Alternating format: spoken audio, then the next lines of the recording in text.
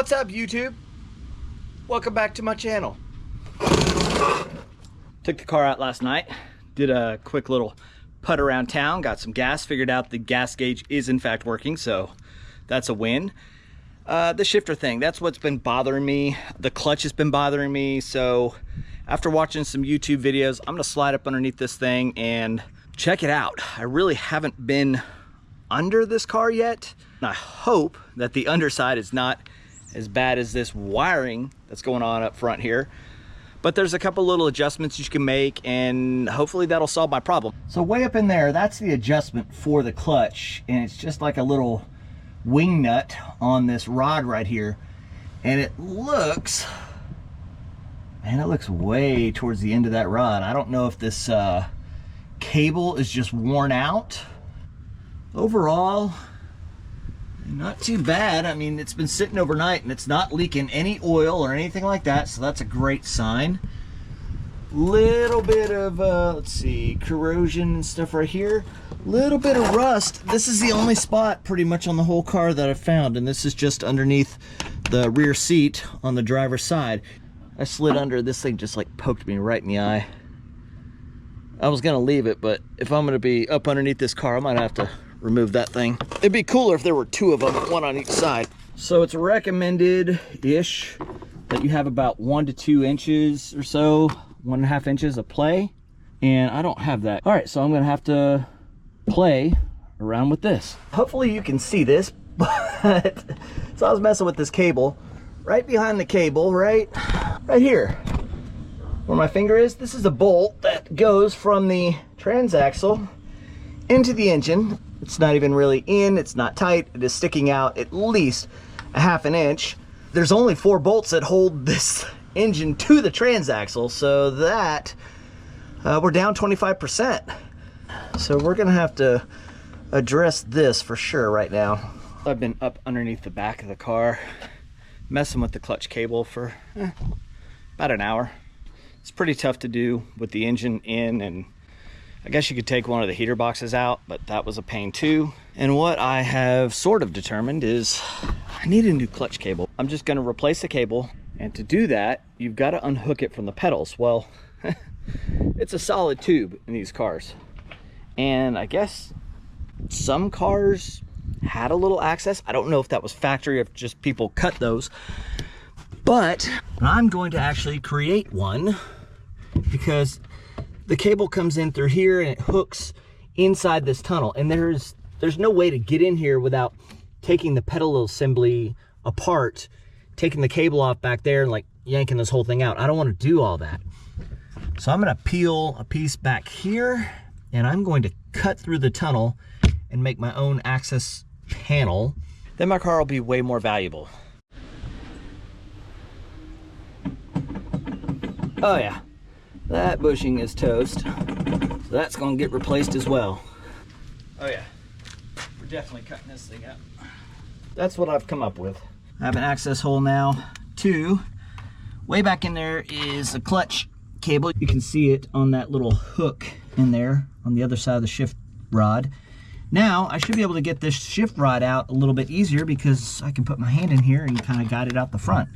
What I will do is just clean up all these edges and then make a plate that will screw in and cover this up. And in the future, if I ever have to go back and do something in there again, now I have an access plate. Be careful when you're doing this, if you decide to do this, because you can see where I was starting and there's this plate and this bracket here that's welded.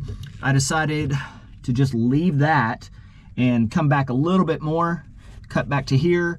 That way I can get in and work, but I don't want to disrupt the integrity, structural integrity, if you will, of this little bracket because it holds the cables and stuff.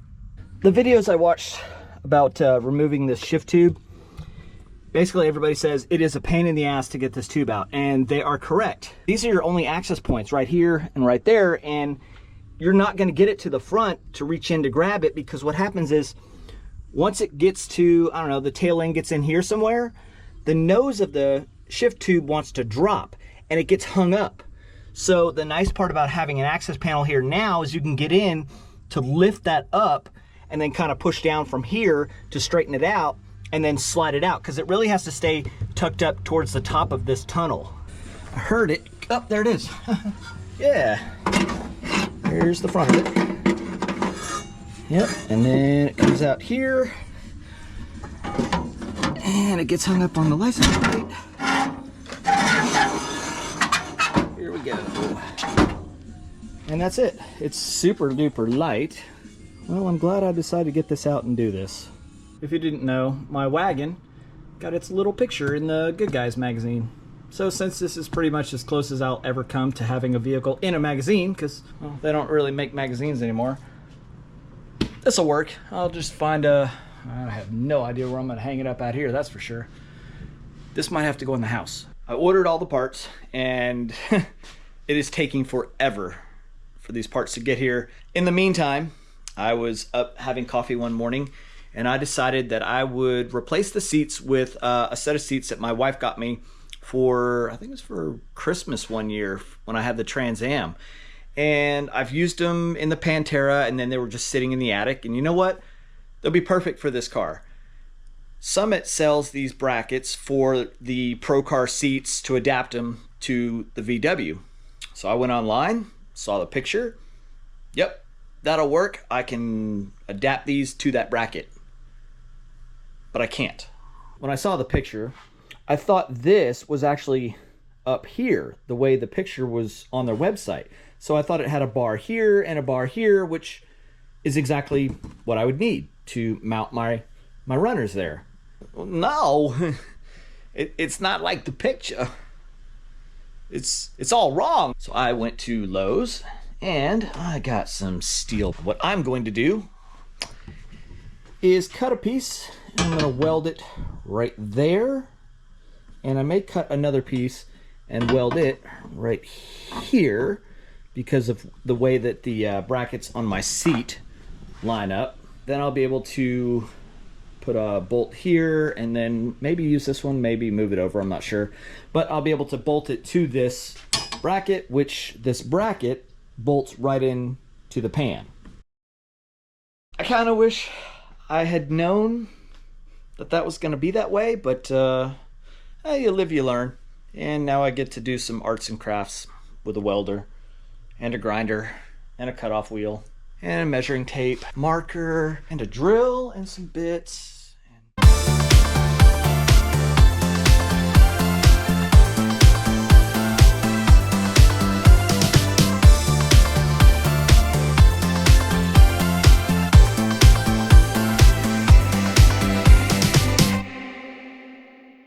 I'm putting my shift rod back in the car, and I've installed the MP little plastic bushing, and it comes with the, well, doesn't come with it, you got to buy it separately, that little clip that goes over the front.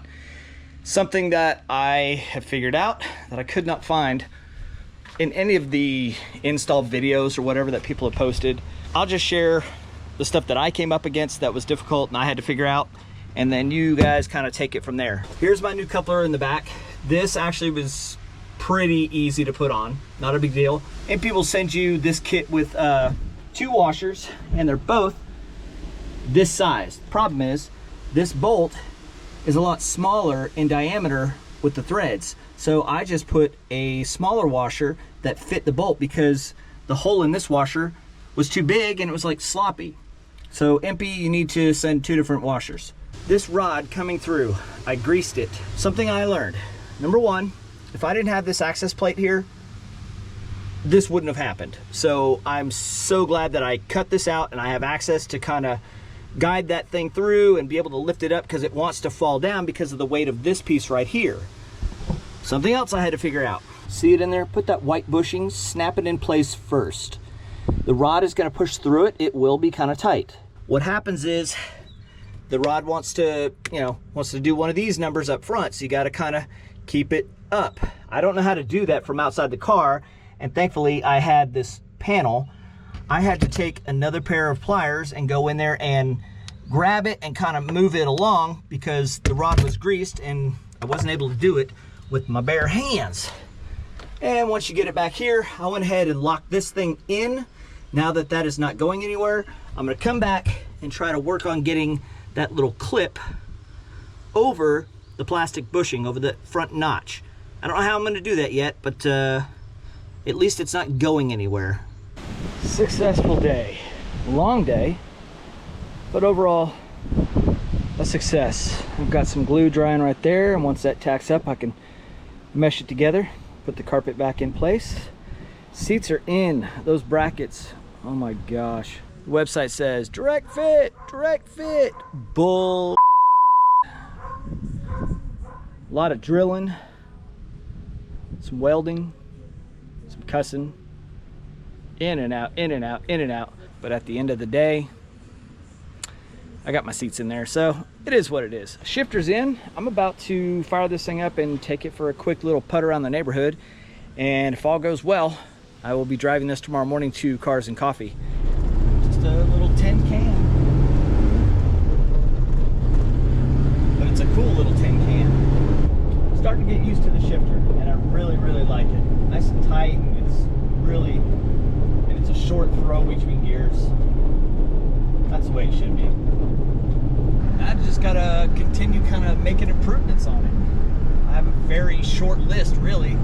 Most of the time spent with this car is gonna be just driving and having a great time with it. Thanks so much for watching.